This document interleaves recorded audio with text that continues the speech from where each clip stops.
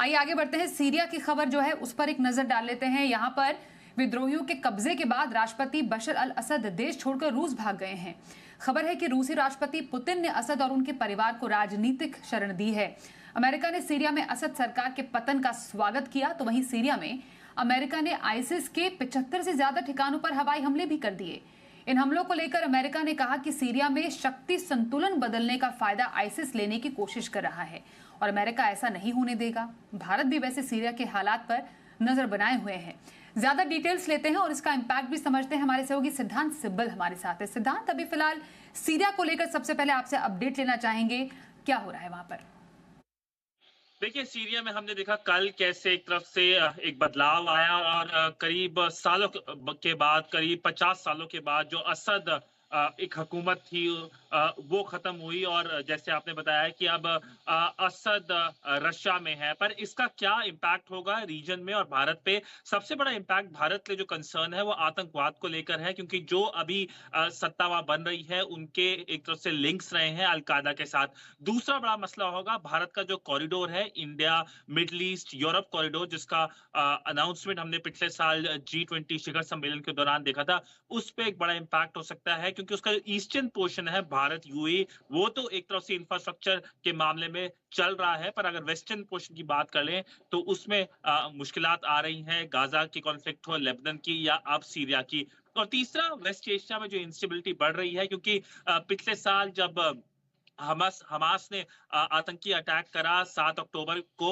उसके बाद कहीं ना कहीं जो क्राइसिस है वो फैलता जा रहा है लेबनान, सीरिया, और कहीं ना कहीं इस पूरे क्राइसिस से जो भारतीय हैं, क्योंकि भारत का एक बड़ा डायस्पोरा वेस्ट एशिया में है और कहीं ना कहीं कच्चे तेल के जो दाम है उस पर भी एक बड़ा इम्पैक्ट हो सकता है। तो आने वाले दिनों में भारत एक तरफ से, भारत की तरफ से एक स्टेटमेंट भी आई है और भारत मॉनिटर करेगा कि क्या हालात बनते हैं। करीब 90 भारतीय हैं सीरिया में और भारत की एक फंक्शनल एम्बेसी भी है सीरिया के अंदर। और जो भारत की एम्बेसी है वो जो ये भारतीय हैं, जो 90 भारतीय हैं, जिनमें से ज्यादातर इंटरनेशनल इंस्टीट्यूशंस, यूएन जैसी इंस्टीट्यूशन में काम कर रहे हैं, उनसे बातचीत कर रही है कि अगर उनको कोई मुश्किलात आती है तो भारत एक तरफ से उनकी मदद करेगा। सिद्धांत, भारत का स्टैंड क्या है इस पूरे मसले पर? क्योंकि आपने जैसा बताया इंडियन डायस्पोरा भी है, वहां से संपर्क की जा रही है, पर स्टैंड की बात करें तो क्या रह रहा है?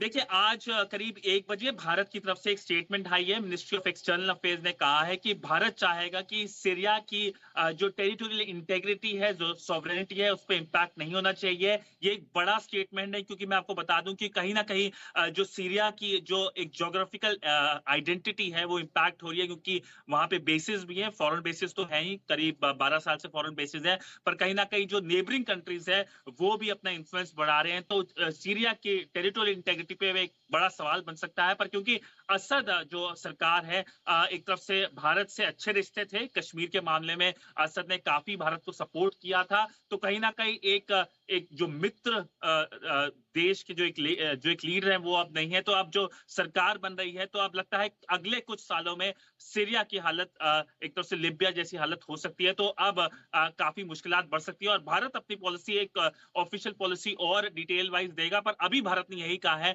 कि भारत चाहेगा कि सीरिया की सॉवरेनिटी और टेरिटोरियल इंटेग्रिटी को रिस्पेक्ट करने की जरूरत है। ओके, धन्यवाद करेंगे सिद्धांत फिलहाल इस पूरी खबर पर ज्यादा अपडेट हम तक पहुंचाने के लिए।